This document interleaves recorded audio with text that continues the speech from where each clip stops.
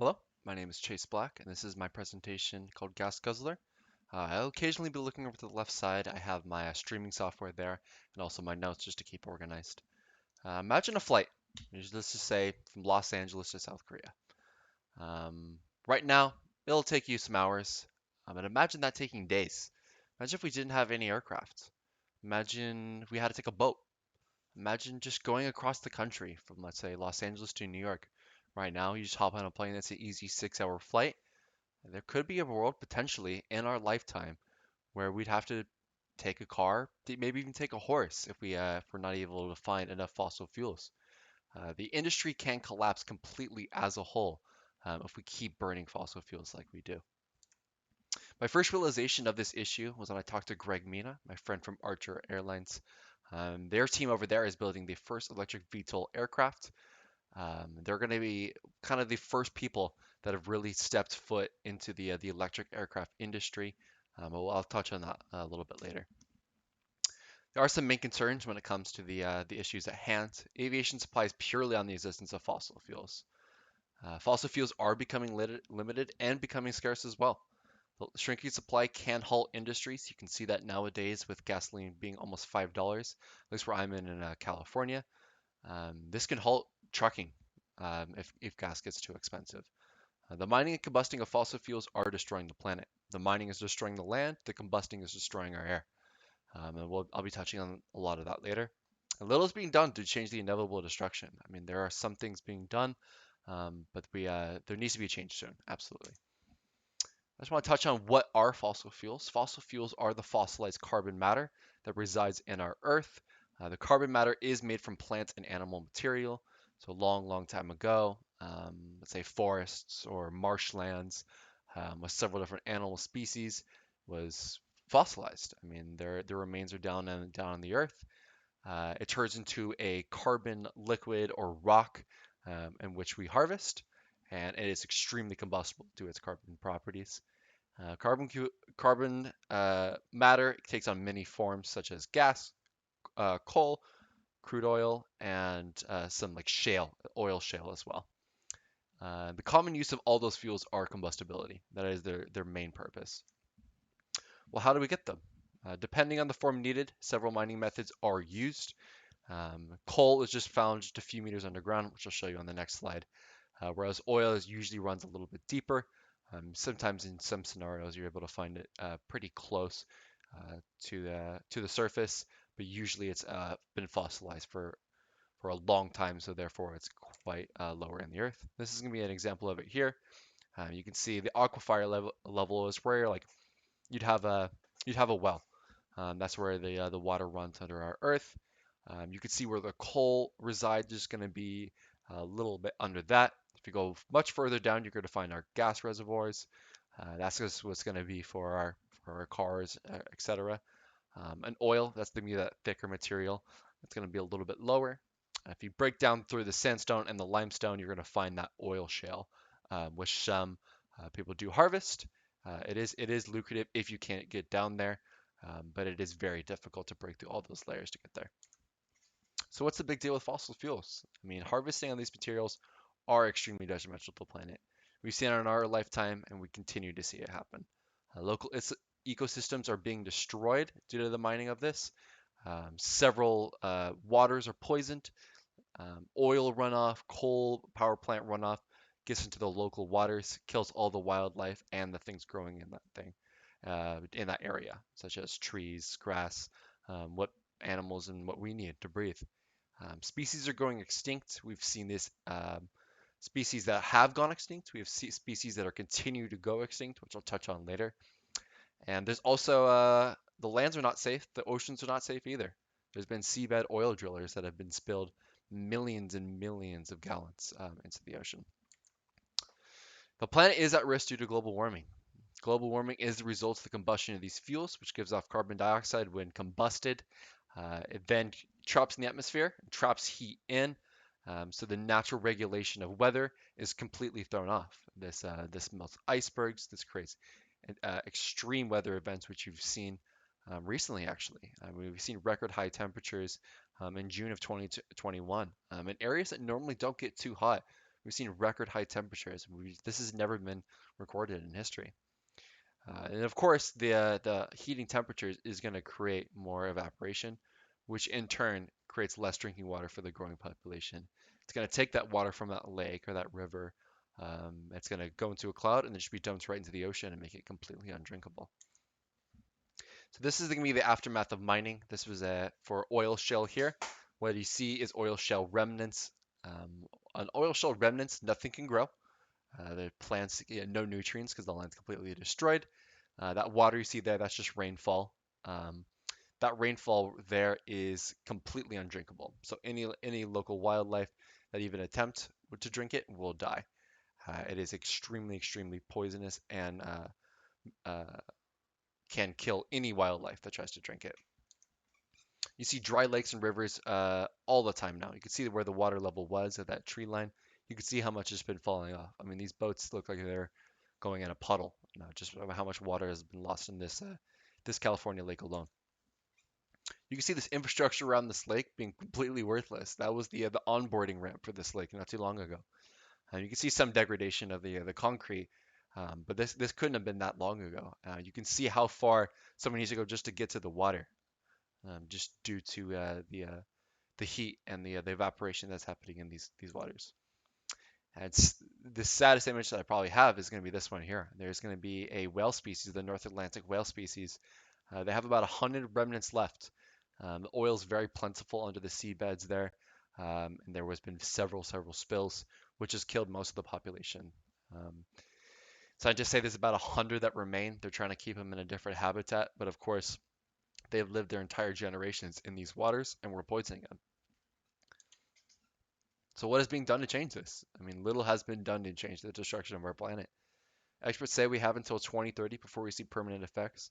We see the effects now. This can be reversed. We still have time.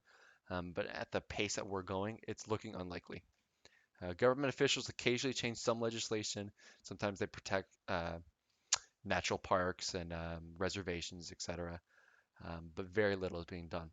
And why is this? Politicians are being paid off directly from these companies that are polluting everything.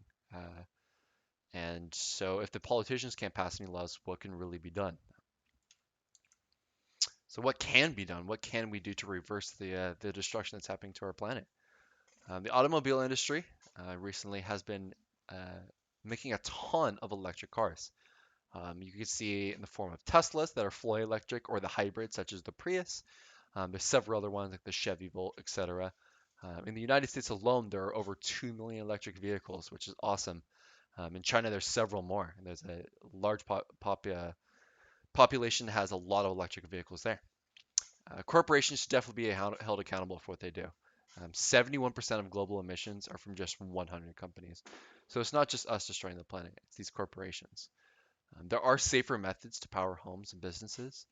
With the use of safe nuclear energy, we found an answer to the growing population. Coal power plants are outdated, they're not efficient, and they're polluting the earth. Governments should work together with people in other countries. They should make agreements to not destroy Earth. I think that's simple. And there is other fuel alternatives, renewable fuel alternatives that can be used.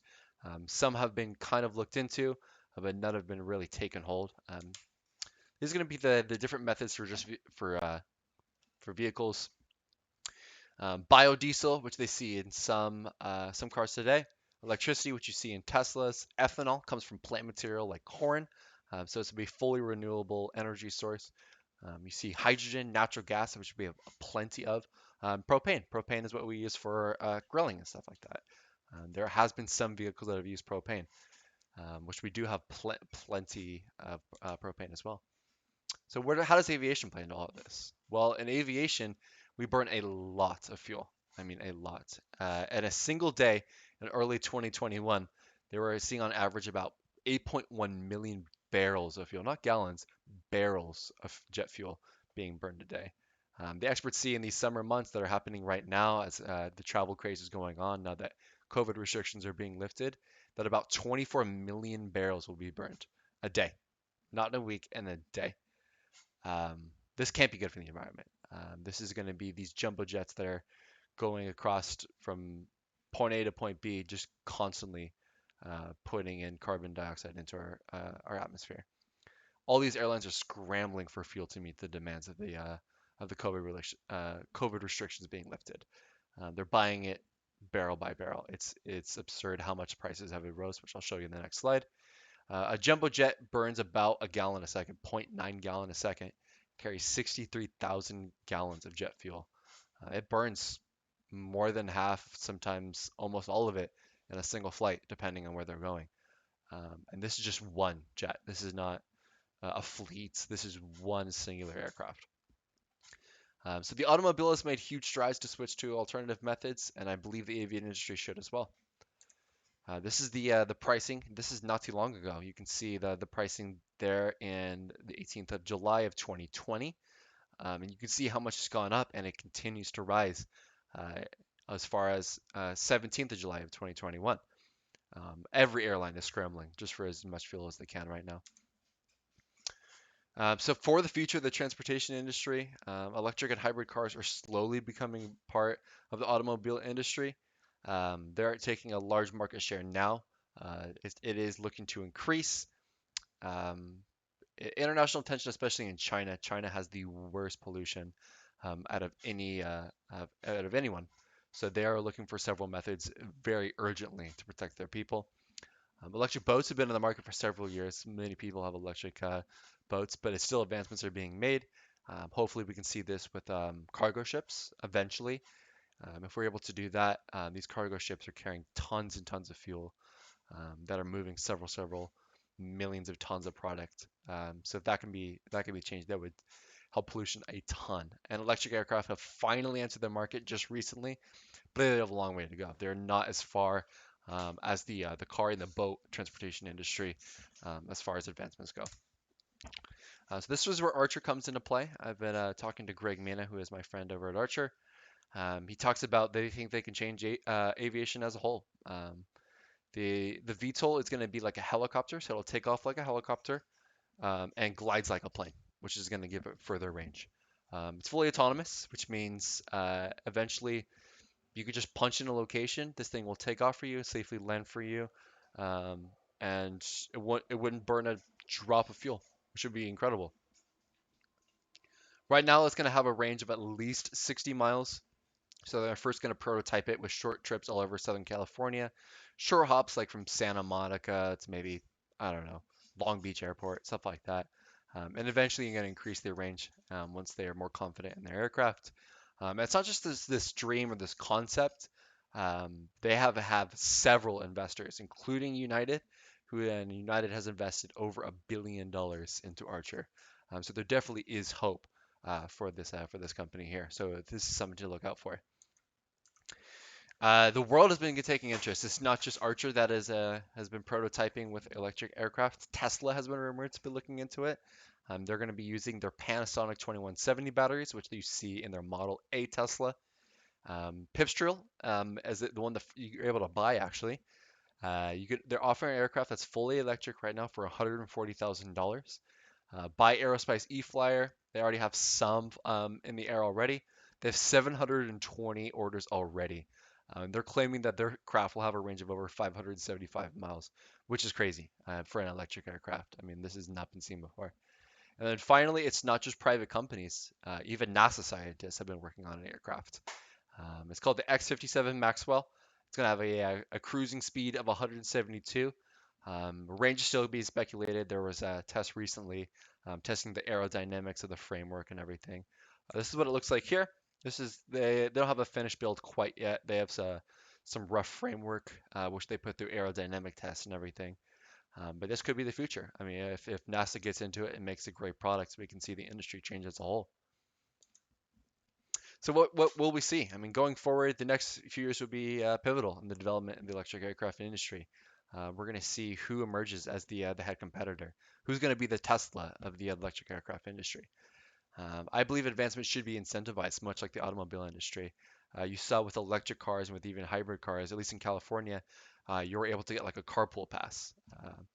So you're able to use the carpool lanes if you have an electric vehicle. We're just trying to incentivize buyers a little bit more to spend maybe a little bit more on electric vehicles, but in turn could save the planet. This can be in forms of that. With the aircraft industry, it could be the government could give, I don't know, a few millions of dollars of that can go towards research of some of these companies. Do the United Path. And should invest in these smaller guys and see where it goes. I mean, who knows? They could be the next face of aviation. Hopefully, alternatives are found soon. Like I said previously, 2030 is the last year before we start seeing permanent effects. There is still hope. I hope the industry won't be halted completely as we keep burning through our fossil fuels. But change needs to be made, and that time is now.